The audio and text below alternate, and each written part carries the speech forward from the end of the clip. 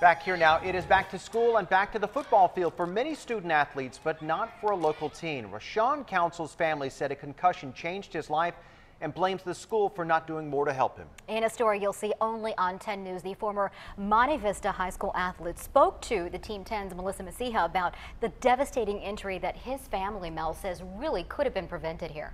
Yeah, Itika and Steve, the family finally decided to share their story with me to warn other parents. Rashawn Council's parents say he suffered a concussion at a football game, and they said the coaching staff did not help him. He now gets therapy 7 days a week and is working to get his life back. He was an honor student, a rising track and field star, all of it taken away at the age of 13. He's still on the ventilator. Still in pretty bad shape. This was Rashawn Council at Rady Children's Hospital. It was just a few days after this freshman football game against Mount Miguel High School, October 17, 2013, a game his parents said nearly killed him. Hard to believe just days before, Rashawn was fine. There he is, number 17 in red.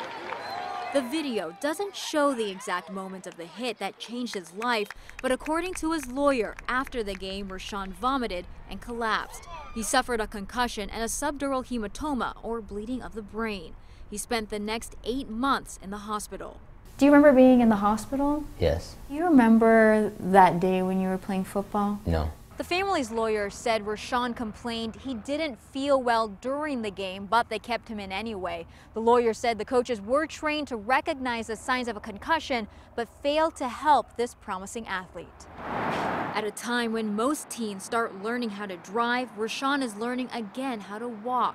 I can't open my hand, open and close. And then my left leg, my foot doesn't work. So I have trouble walking. Is speech at all more difficult? Sometimes, but it's getting better slowly. Like when I talk, I sometimes forget what I'm talking about. 13 years old, that type of injury, how critical is it to take care of that right away? It's absolutely critical. And one of the things that was a problem was that for the Frosh level football games, there's no medical personnel that's provided for the game. That's Brian Gonzalez, the family's lawyer. He alleges medical staff was reserved for JV and varsity games at Monte Vista. I checked with the California Interscholastic Federation, the organization that oversees California high school sports.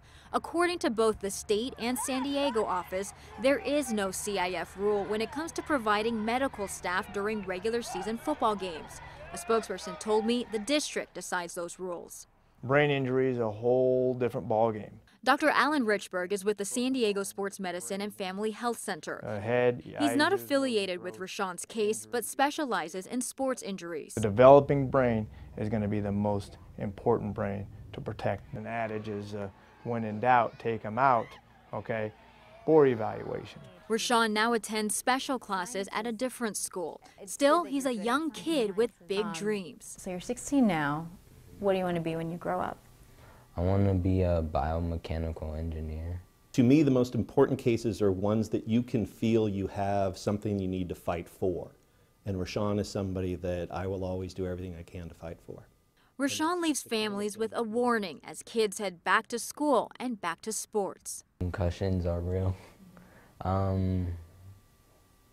Just protect yourself, and if something is going wrong, let somebody know, and don't hesitate, because it can get worse.